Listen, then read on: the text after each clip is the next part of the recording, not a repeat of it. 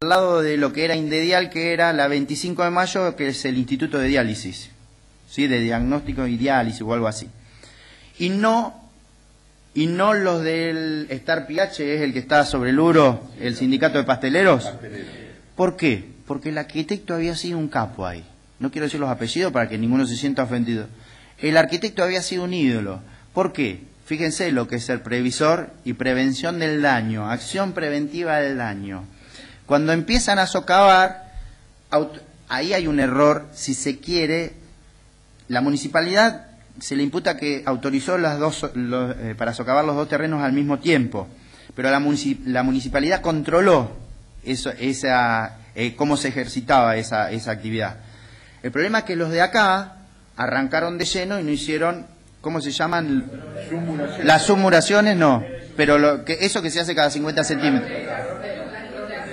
Bueno, el otro arquitecto cuando vio eso, el del lado del Star PH, dijo: no vamos a empezar a sacar la tierra de este lado, vamos a empezar a sacarla contra el otro lado y de ese lado hagamos la subida de los camiones para que se quede toda la parte asentando y haciendo. Eso es física, ¿no? Es una cuestión de física, de fuerzas y de gravedad. Le dejó un apuntalamiento. Gracias a eso zafaron la responsabilidad porque el arquitecto fue vivo y dijo: acá, por una cuestión lógica, preventiva, si nosotros también socavamos de acá, se nos cae de los dos lados la construcción. Y fíjense que gracias a eso se demostró por las pericias que también hicieron ingenieros y arquitectos que el problema había venido del otro lado porque había girado una de las columnas, de las bases, que no estaba cimentada, sino que estaba apoyada sobre algo. Cuando hicieron el socavón, esto se corrió, y cuando se corre, hace esto la columna. Cuando hace esto, todo el edificio, como dominó, se empieza a caer para adelante. Se empiezan a caer losa contra losa y mata a 2 personas.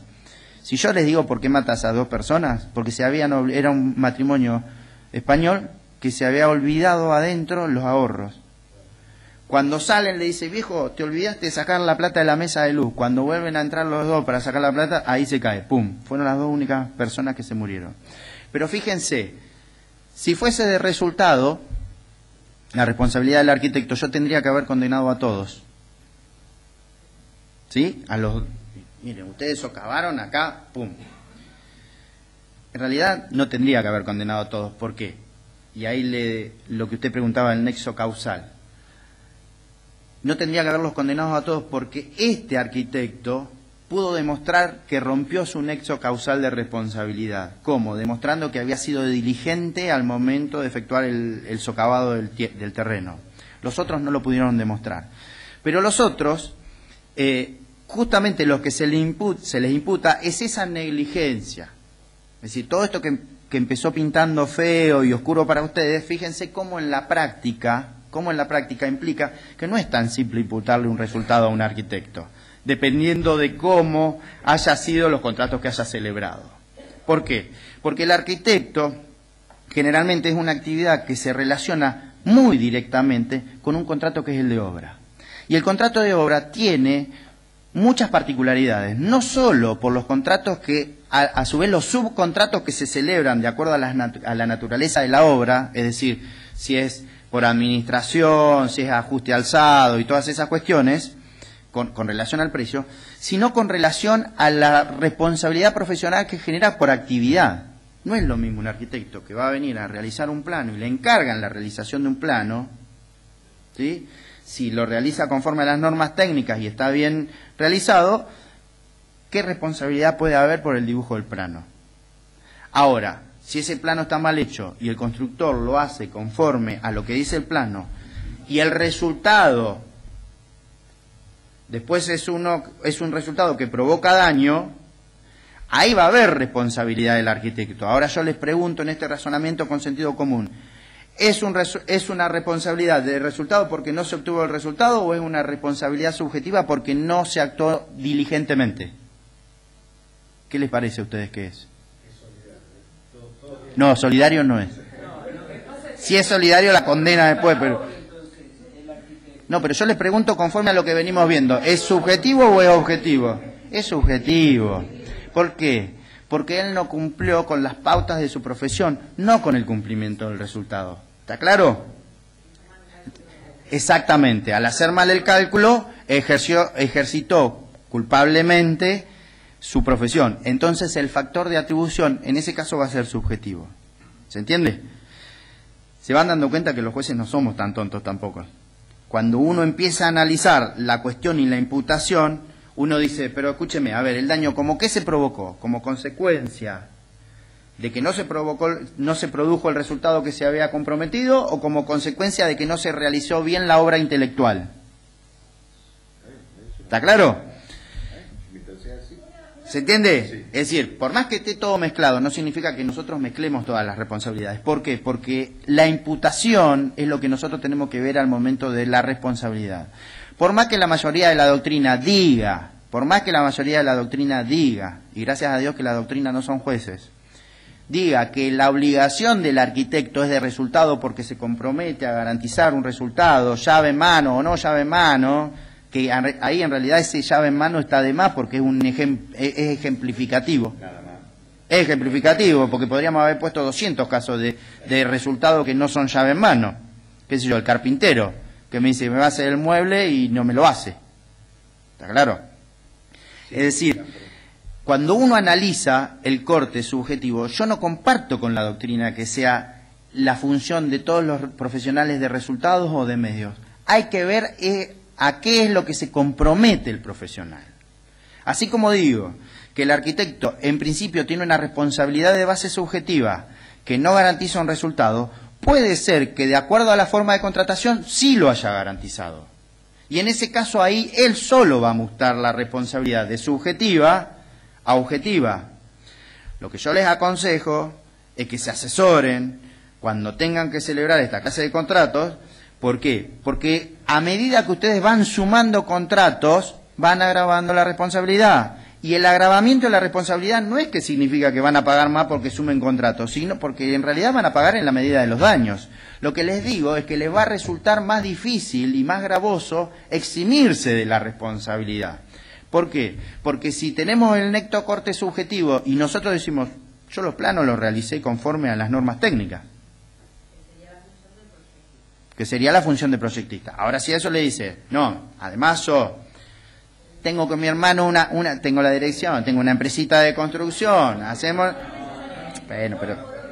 ¿Se entiende? Sí, pero... Sí, cuando hacemos eso... ¿qué? Pero la dirección de obra por contrato separado no te obliga a vos a la construcción, sino no. Que asume el riesgo empresario es el comitente, no vos. Porque yo me parece... celebra los contratos con los riesgos. A mí me parece... El problema es que ustedes le pagan y hacen los recibos a nombre suyo. Entonces, ¿cómo te defiendo en esa? Me muero. A mí me parece que la dirección de obra... ¿Cómo? Hay algunos que... No, hay ejecución y construcción. Sí, claro. Hasta acá vamos, ¿no? ¿Vamos? Sí. La última, una pregunta relacionada con el proyecto, porque nosotros, digamos, en nuestra tarea profesional tenemos la posibilidad de hacer el proyecto solamente sin la dirección, ¿sí? de una obra, y que ingrese otro profesional a hacer la dirección de obra. Con lo cual, ese otro profesional lo que tiene que hacer es la interpretación del proyecto. Sí. Con lo cual, no, más allá, digamos, de lo económico, tiene que ver, digamos, con una cuestión conceptual, ¿no es cierto? Es decir, si yo hago el proyecto y ese proyecto se ajusta, digamos, a las normas técnicas del buen arte, sí, y cumplimenta supuestamente, digamos, con todos los requerimientos, pero, digamos, por ahí, digamos, la municipalidad no me exige alguna documentación, que obviamente, digamos, yo no la realizo, pero cuando ingresa el otro profesional y debiera hacer la interpretación del proyecto, y en esa interpretación, digamos, no se tiene en cuenta algunas cuestiones que tendrían, digamos, que haber tenido que ver en el proyecto, dice usted. Claro, después en la ejecución... Hace una interpretación distinta a la del proyectista. Sí, en la ejecución de obra, digamos, ¿quién va a estar, digamos, con... No, pero ahí se va segmentando la responsabilidad. Porque uno, cuando ve la responsabilidad profesional, tiene que ver por la imputación. Ahí, eso que usted está hablando, es justamente la función de imputatio facti, que yo dije, la primera función del segmento de relación de causalidad. Cuando siempre tiene que haber un daño para reparar. Si no hay daño, estamos hablando de cuestiones hipotéticas. Pero cuando nosotros nos vienen los expedientes es porque hay un daño, o porque hay alguien que murió, o porque hay un incumplimiento contractual, o porque hay algún acaecimiento de algo que le provocó un daño a alguien. Y el daño tiene que ser cierto, actual, indemnizable, y tiene que provocar una pérdida o la afectación de un interés. Cuando uno empieza a analizar eso, al primero que se le dificulta todo eso es al abogado que tiene que hacer la demanda, porque para cuando me llega a mí en la sentencia yo ya tengo demanda, contestación de demanda y toda la prueba producida. Pero el que tiene que segmentar y hacer el recorte de responsabilidad es el abogado. Y así como existen profesionales buenos y malos en todos lados, existen también en la profesión abogadil. Y hay veces que se mete todo en una bolsa de gatos y demandamos a todos porque había un edificio y bueno, ¿y quiénes estaban? ¿Quién es el arquitecto? Pirulito, Menganito y el director, y mandamos a todos. Y el juez no analiza, mandamos a todos así. En esa sentencia que yo les digo de Magariños, yo tuve que analizar la responsabilidad de los ingenieros, la responsabilidad del arquitecto como proyectista y la responsabilidad del arquitecto como director de obra, la responsabilidad del constructor, la responsabilidad de los dueños del terreno. Y usted me va a decir, bueno, son 7 recortes distintos, 7 recortes subjetivos, y cada recorte, por más que la responsabilidad sea objetiva o subjetiva, uno tiene que ir buscando el elemento por el cual lo tiene que imputar. ¿Se entiende? Entonces, si vos como proyectista hiciste un plano en que se ajusta a las normas técnicas, por más que después la municipalidad haya variado o la provincia haya variado y te dice, no, pero ahora usted no lo puede ejecutar y le clausuramos la obra, el proyectista no se puede hacer responsable. ¿Sí? ¿Por qué? Porque esa norma no puede tener efecto retroactivo al momento, si no todos seríamos culpables de algún delito. Es decir, las normas rigen para lo futuro siempre y no para el pasado, salvo que la norma lo diga. Pero en el caso de las profesiones que se comprometen a hacer una obra intelectual o una obra material, cuando uno tiene la realización de un plano con un visado determinado en un momento determinado, no se le pueden exigir requisitos posteriores porque en ese momento no existían. Es ilógico. Entonces, ese arquitecto no va a responder. Ahora, si el constructor o el arquitecto que está, supongamos que es director de obra y tiene que ejecutar, que no sé si tampoco es tan objetiva la responsabilidad que tiene, porque si él ejecuta en la medida del plano, de las únicas imputaciones que se lo podrían hacer responsable es de separarse de la ejecución de ese plano, y ahí estaría incumpliendo una norma técnica también, que no está siguiendo lo que le dice la hoja de ruta. Entonces, ahí hay que ver si el daño se produjo en ese segmento, porque quizá tampoco se produjo en ese segmento y se produjo con posterioridad. Y no estoy hablando de vicios, ¿eh? Cuando hablo de daños no hablo de vicios. Estoy hablando de otra cosa. Vicios son otra cosa. Los vicios pueden ser en el derecho o en la materialidad de la cosa. Por eso son garantías de evicción o de vicio redivitorio, que no estamos hablando de eso todavía. ¿Está? Otra cosa que quiero aclararle a los arquitectos es que si bien este código es de fondo y no dicta normas procesales de procedimiento, porque luego tenemos un sistema federal en virtud del cual los códigos de fondo son uno en todo el país. Hay un código civil, hay un código, una ley laboral, hay un código penal, sin que tales códigos alteren las jurisdicciones locales. Eso quiere decir que cada provincia, porque delegó, puede dictar los códigos de procedimiento. O sea, ¿cuál va a ser el procedimiento que se va a seguir? El título que ustedes tienen es un título nacional. Ustedes pueden ejercer en cualquier lugar de la República Argentina, pero el ejercicio está reglamentado en cada provincia a través de colegios o de... ¿Por qué planteo esto? Porque si bien este código es de fondo, tiene normas procesales muchas. Y tiene un principio que modifica mucho y que puede ayudarnos, que es el principio de las cargas dinámicas. Sí. Antes, un principio en derecho era el que alega un hecho debe probarlo. O sea, yo decía algo lo tenía que probar yo. Hoy no. El que está más cerca de probarlo tiene que hacerlo. Exacto. 1735. 1735, etcétera. 1735. Entonces, el tema es... 1735. Ese tema es importante porque cada uno va a poder acreditar desde su punto de vista lo que tiene que hacer. Este era el caso de la responsabilidad médica, cuando tuve una mala praxis médica y para nosotros, si contestábamos por el médico, negábamos todo y probarlo ahora, ¿no? Miren lo que dice 1735, perdón Juan Carlos, facultades judiciales. Qué lindo título, ¿no? Facultades judiciales. No obstante, el juez puede distribuir la carga de la prueba de la culpa o de haber actuado con la diligencia debida. Me adelantaste el tema, pero ya que estamos lo hablamos. Con la diligencia debida, ponderando cuál de las partes se halla en mejor situación para aportarla. Si el juez lo considera pertinente durante el proceso, debe comunicar a las partes que aplicará este criterio, de modo de permitir a los litigantes ofrecer y producir los elementos de convicción que hagan a su defensa. Yo digo, ante un sujeto que viene a reclamar la responsabilidad profesional de índole subjetiva y les está imputando que ustedes actuaron u obraron con falta de diligencia, y un profesional que son los demandados a ustedes, que son los que dicen, no, yo actué diligentemente. Fíjense cómo un artículo puede cambiar la interpretación de la responsabilidad, y ahora lo explico por qué. Porque si era subjetivo el que me tenía que venir a probar que yo había actuado negligentemente, era la parte actora.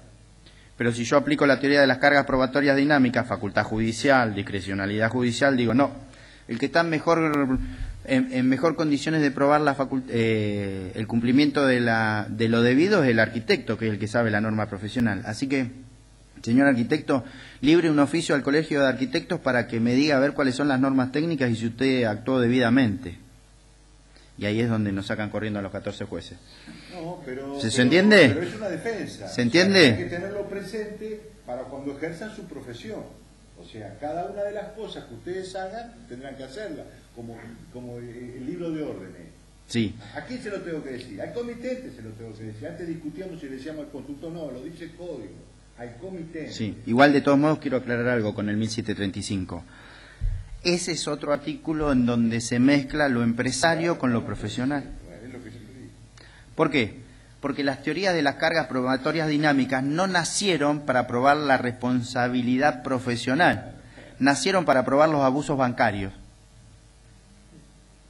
Nacieron para probar los abusos bancarios en donde, como yo, como consumidor, que no tengo ni siquiera copia del contrato bancario que estoy haciendo, le voy a probar al banco con qué contrato si no tengo nada.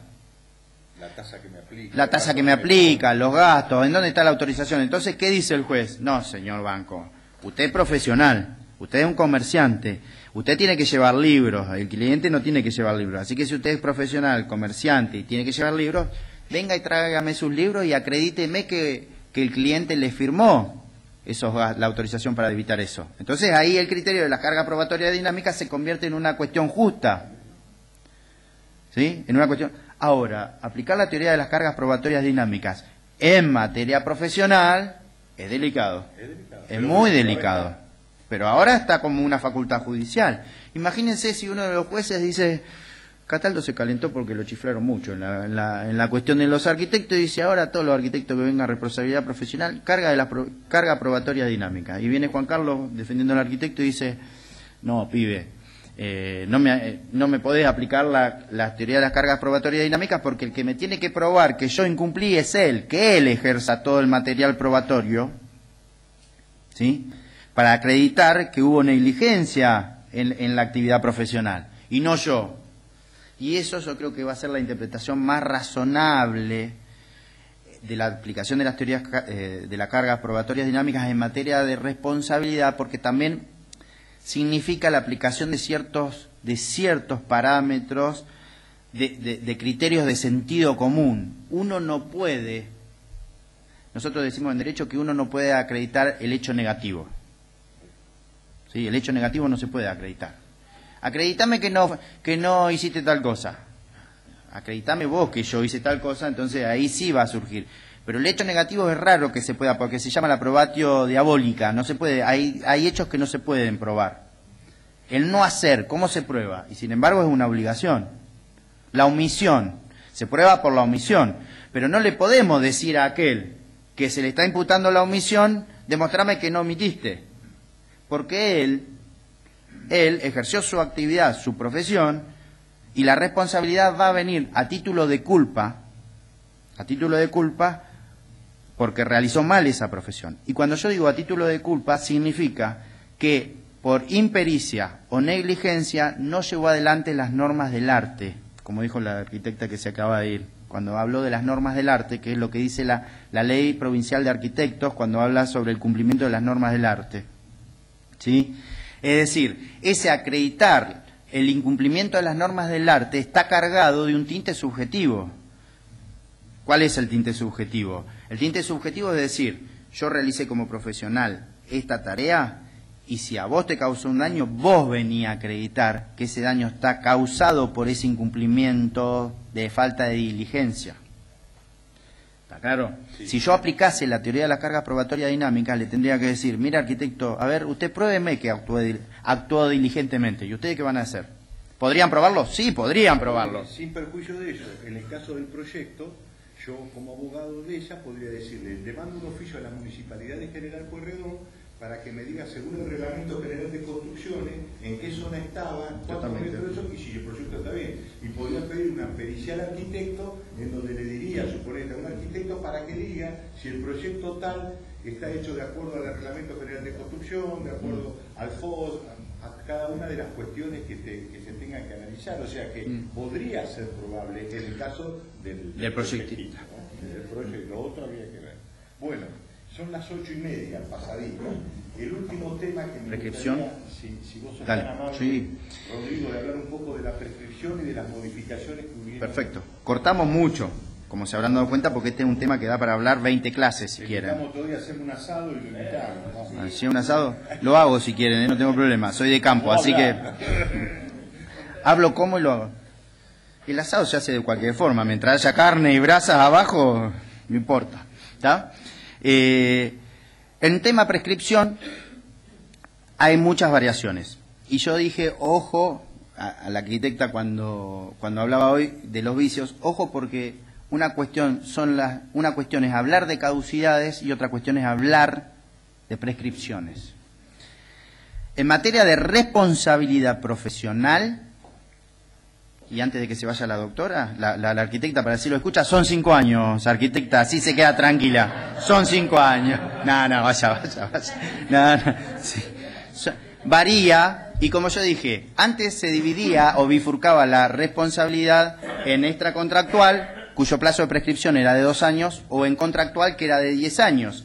Si la responsabilidad que se le imputaba al arquitecto era por el cumplimiento de la profesión, por el contrato de prestación de servicios, era de 10 años. Ahora se unificó todo el régimen de responsabilidad y ya no existe más esa responsabilidad extracontractual o contractual. Y para alegría de la arquitecta, si la dejamos ir, son 5 años la responsabilidad.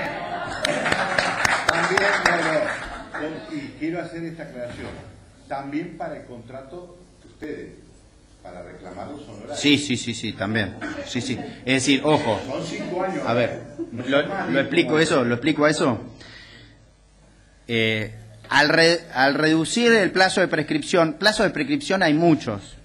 Pero la prescripción es una cuestión de orden público que no se puede modificar por las partes. El plazo de 10 años, que era el que emergía del 4023 para el cobro de créditos que emergían de relaciones personales, contractuales, por ejemplo, era un plazo genérico. Ahora ese plazo genérico es de 5 años. Con lo cual, así como la imputación de responsabilidad tiene un plazo desde que se realiza el hecho, desde el 10 acuo, como decimos nosotros, desde el día en que empieza a contarse el plazo prescripcional, son 5 años para imputar esa responsabilidad, también para cobrar los honorarios emergentes de los contratos profesionales, también son 5 años. Claro, ya no rige más el plazo de 10 años. No, ¿los honorarios? No, ¿qué se actualiza? ¿Qué se actualiza? ¿Se actualiza, pregunta usted? ¿Qué se actualiza? Actualizar el honorario. No se puede actualizar los honorarios. No, estamos hablando de otra cosa, de prescripción ahora. O sea, el transcurso del tiempo extingue obligaciones y puede hacer nacer derechos.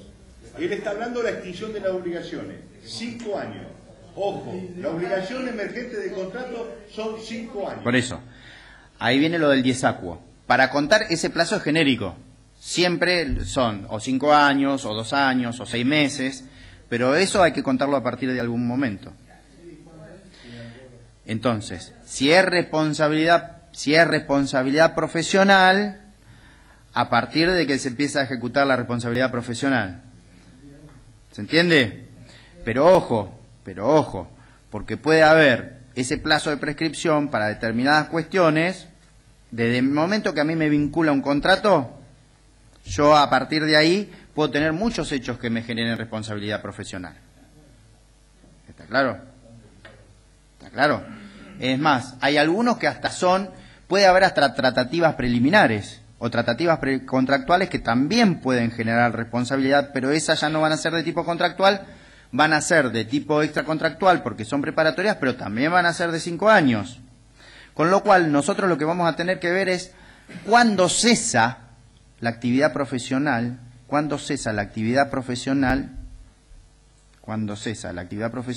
en algún punto del arquitecto. Pero generalmente cuando se imputa un hecho responsabilidad por un hecho determinado, estoy hablando de responsabilidad profesional y no estoy hablando de responsabilidad por el contrato de obra, porque ahí está muy claro. Cuando se le imputa al profesional una responsabilidad determinada, ahí nosotros tenemos que buscar a ver ese hito que se generó y que fue el que generó el daño. El diezacuo se cuenta a partir del hecho que genera el daño. ¿Está claro? Con lo cual, ahí no es que hay final de obra, no final de obra, celebración del contrato. ¿Está claro? Sí, el diezacuo es variable y se determina al momento en que se plantea la prescripción. Y no lo va a plantear el arquitecto, lo va a plantear el abogado. Siempre el abogado va a tender, si defiende al arquitecto, va a tender a que sea lo más lejos posible ese diezacuo para que el plazo de prescripción es una cuestión lógica. El problema es que si yo en ese parámetro, por más que lo achique, el hecho me cuadra justo dentro de los 5 años, no va a prescribir. Y además la prescripción lo que genera, por más que ya no existan más las obligaciones naturales, es la pérdida de ejecutividad de acción civil, pero no significa que ustedes no puedan ser demandados de acá a 10 años. Si no oponen la prescripción, pueden ser responsables igual, me explico. Con lo cual, los 5 años van a contarse a partir del hecho que genera el daño, a partir de ese diezacuo, que no tiene nada que ver con la prescripción provocado por los vicios de los materiales, del suelo y de la obra ruinosa, porque ese se acuerda que era un plazo. Ese plazo sigue siendo igual, de 1 año, el de la ruina, de 1 año. Y antes la ley decía, 1646 y 1647, ¿se acuerdan? Que decía, de 1 año, si la obra era destinada a larga duración, el vicio debería manifestarse dentro de los 10 años, y yo tenía un plazo de prescripción de 1 año. Con lo cual, había algunos autores que decían, la prescripción era de 11 años. No, no es de 11 años. Es de 1 año a partir de que se genera el hecho. 10 años y medio, ¿se entiende? Es decir, a nosotros los abogados nos cuesta jugar con los números, pero esa demarcación sigue igual. Pero no le quiero adelantar el tema al doctor Díez porque me va a matar cuando vean vicios, pero ese plazo... No, por favor, no hay problema. Tampoco dije nada tan grave como para que se fuera. Nada, mentira.